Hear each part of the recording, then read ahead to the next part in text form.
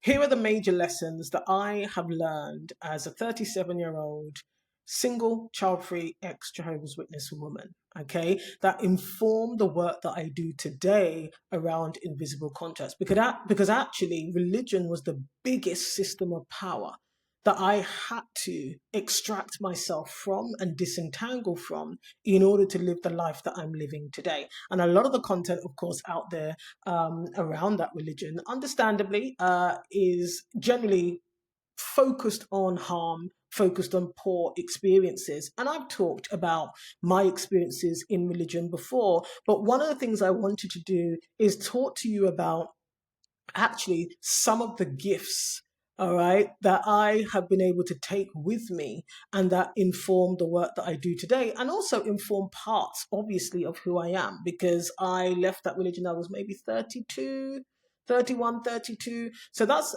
a significant amount of my lifetime, essentially. I spent more time in that religion than out. And so there are some really important things that you should know about when it comes to me that are indeed related to that upbringing. Okay. The first one is I learned to sit, and I learned how to sit with disagreement.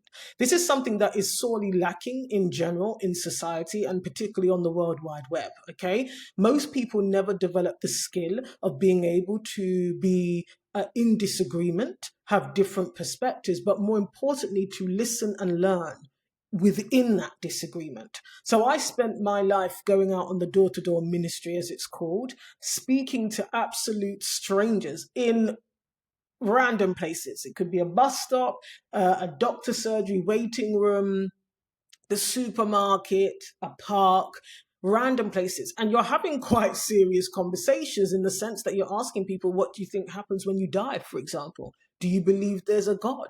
These are quite deep questions, and people do open up, people do have conversations with you.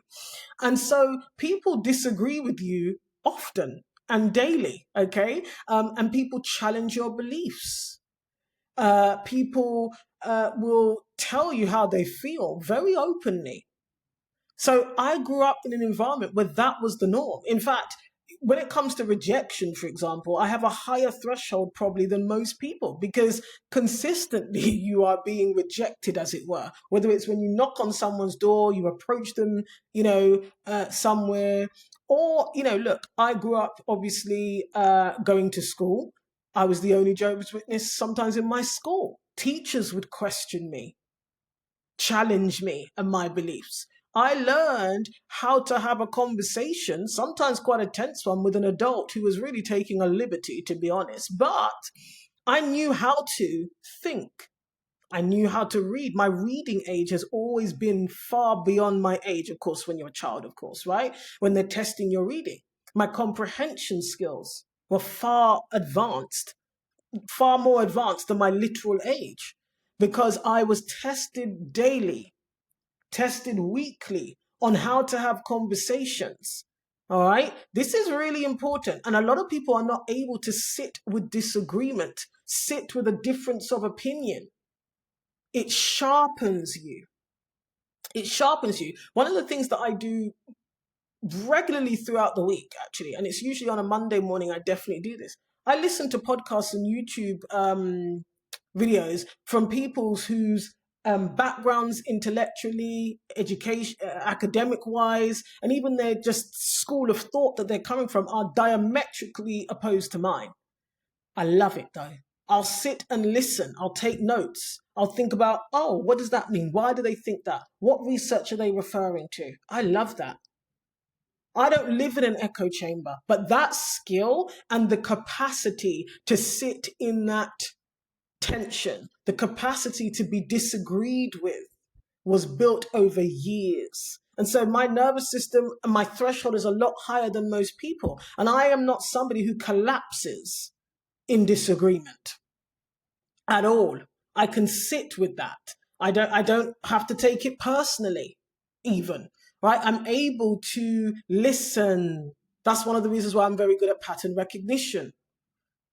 That's one of the reasons why I do this work around invisible contracts, because you have to be able to listen long enough listen well enough to what's actually being said. Otherwise, you can't see the invisible contracts and you can't spot patterns. But you have to also be able to do that under tension. You have to widen your window of tolerance to be able to do that. And growing up as one of Jehovah's Witnesses enabled me to do that, because inevitably, okay, I was always the only one in the room, okay, misunderstood, being questioned. And if you're out on the ministry in particular, you are interfacing with people from all walks of life who have all sorts of beliefs, some of which you're aware of, some of which you're not even aware of. And you can't really reach a common ground with someone. You can't reach someone at all unless you're able to sit with disagreement. So that's one of the major things. And it's one of the reasons why what you'll find is, if you follow my writing on Substack or even some of these videos, okay, a lot of them they emerge because I look at the comments. I look at the comments on TikTok, I look at the comments on YouTube, because disagreement for me is fuel, quite frankly. It's fuel.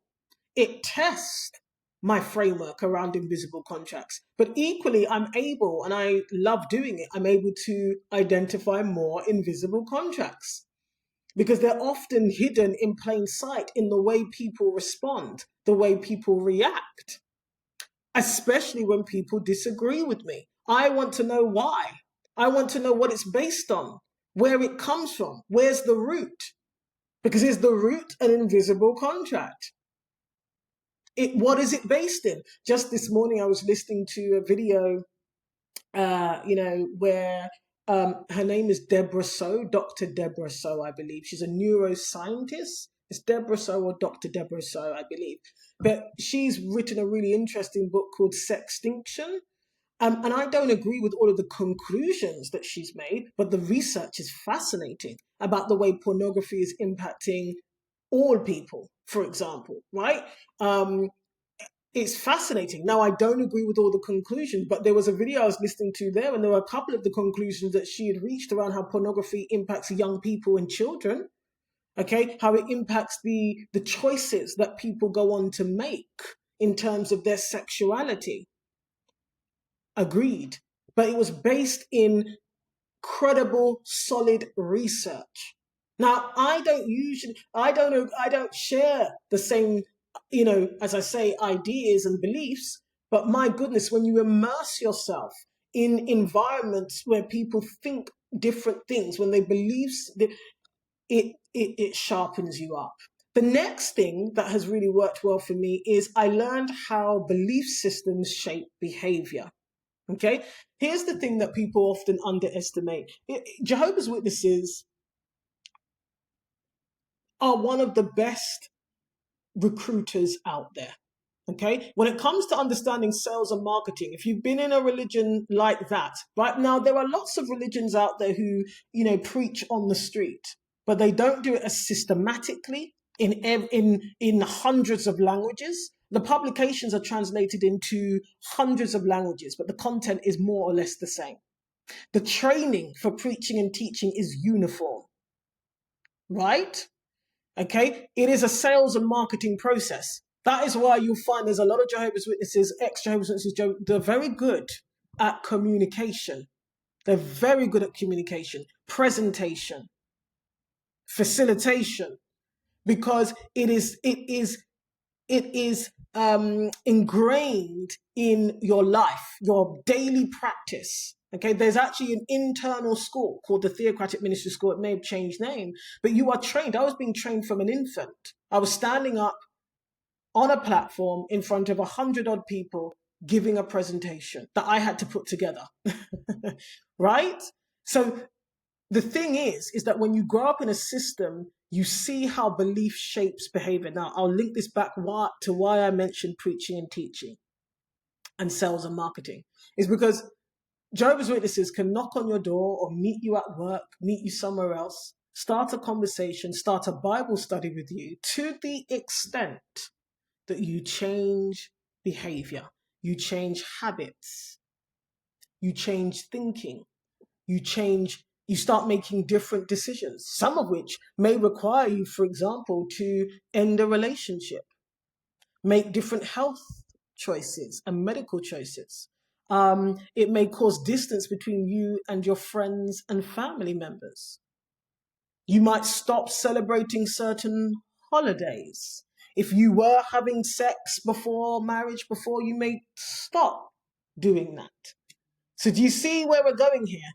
Belief systems shape behavior. Okay. And when you're inside a religion, you see in real time how doctrine, rules, expectations, and social consequences and the threat of consequence shapes behavior. So people don't simply decide what they're doing by themselves.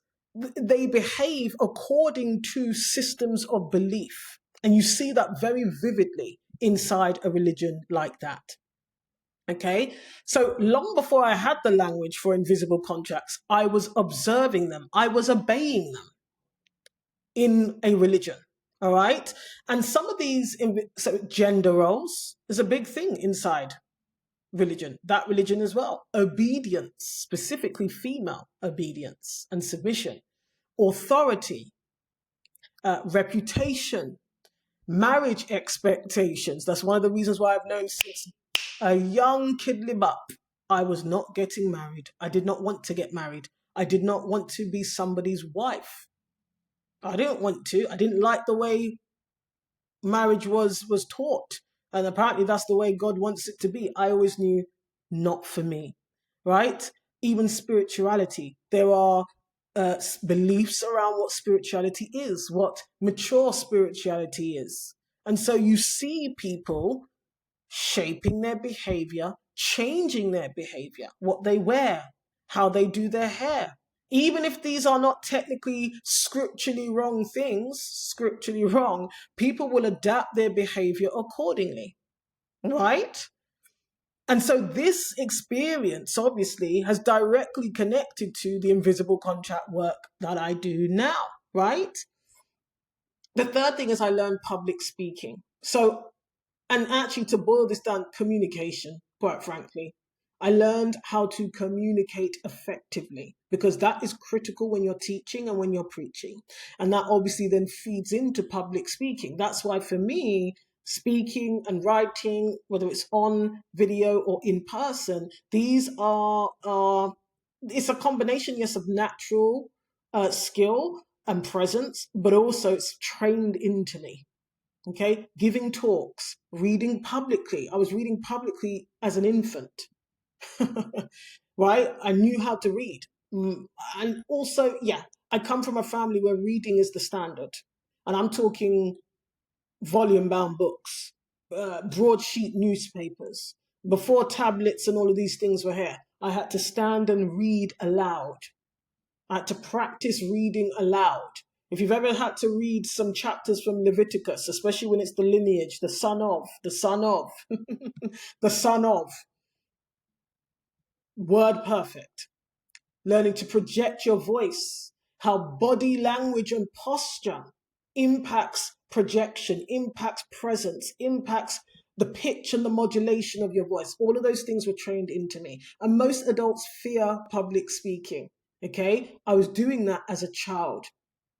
Okay, so it wasn't the internet and all of these things really that taught me how to do that. It was the religion that I came from, right?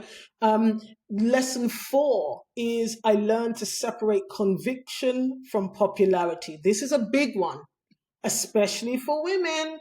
When you are convicted about something, when you believe something, you won't always be popular. And so I built a threshold. Okay, I have a window of tolerance for not being liked, not being understood, for people criticizing me, maybe even being a bit abusive. I can deal with that because actually I grew up in a religion, of course, that has very clear beliefs and convictions that are not popular. So I grew up in environments where I might have family members who weren't Jehovah's Witnesses who, again, I was a child, they would question me, interrogate me as to certain beliefs. That's my family. School, same thing. Workplace, same thing. You quickly learn that most people don't agree with your lifestyle and the choices you're making. They don't understand them, that's for sure. And they think you're wrong. But I'm okay with people thinking I'm wrong because I've had years of people thinking I'm wrong. And that was even the case inside the religion, right? My views on singleness, I've always had these views. But that wasn't the popular view. That wasn't the mainstream view, as it were, in that religion. And so people didn't understand me. Yeah, they always thought, oh, she hates men. Couldn't be. I can't even muster up enough effort for that. This is just what I think about who I am. Okay, and my right to choose singleness. And so, water off a duck's back, right? You learn very early that agreement and truth are not the same thing. And as a woman, you need to understand that. Sometimes what you know to be true, other people aren't going to agree with it. So if you're looking for agreement and consensus for things that you know to be true, life will be very difficult for you, right? And this is one of the reasons why I'm able to navigate showing up online and social media. I'm well aware that as we continue to grow as a community, as your ideas scale, you have to be able to hold more criticism, more projection, more abuse. I've noticed a big shift since we got to about 200K on TikTok, I'd say. Honestly, the energy has shifted because actually, now I think it might be 25 million views, maybe more on TikTok alone. And so my ideas are reaching people who've never met me. They might be only seeing that video, not months of videos, right? And so some of the things they DM me, it's funny. But because I understand that agreement and truth are not the same thing, I'm good. All right? Now, of course, sometimes you're wrong. We could all be wrong. So I'm not saying that you should be lacking in maturity and self-reflection. You shouldn't be having a godlike complex. That's not what I'm saying. But what I'm talking about is when you know something to be true. If you are relying on agreement to ratify that, you'll never achieve that. Okay, so it's really important to, the ability to stand alone is important, and that's something that I learned growing up as one of Jehovah's Witnesses. The other thing is, I'd say, is I learned to study human nature. All right, because being inside a religion, it exposes you to power, authority, what people will do to belong and be accepted, what people will do to save face, quite frankly, what people will do to avoid exclusion, whether that's social exclusion, spiritual exclusion, etc. You see what people are willing to do to conform and what it costs people to conform. You will see what gender expectations, very rigid gender expectations, results in. Of course, I always talk about punishment, don't I? You see in that religion what fear of punishment does and how it impacts people. Okay, and also the power that it gives a system when people are fearful of punishment. You also see what happens when people feel like they're being rewarded by God, by the organization, by their peers in a congregation. So you really do learn about human nature. You see the difference between what you're sold, what you're told, what you're promised, and what the lived reality actually is. Religion is one of the best places to see that in, right? That's why those shows, what is it called? I can't remember. That church show, right? You see the reality when you're inside a religion and you understand that, religions are organizations and they function as such. They are systems of power. So you really do see how human nature, particularly when it's linked to any kind of deity, you'll see the darkest side of human nature inside those systems of power. I also learned what it costs you to question a system from the inside. And I saw why people don't question systems from the inside. Okay. And people often assume that questioning begins after you leave. That's not true. A lot of people do question systems when they're inside the system. The difference is how much power you actually have, how incentivized you actually are to act upon what the answers are. Okay, because actually a lot of the time people in these religions, they do know that not everything is quite right. They do know something is off. There is often some cognitive dissonance, or there's the sunken fallacy.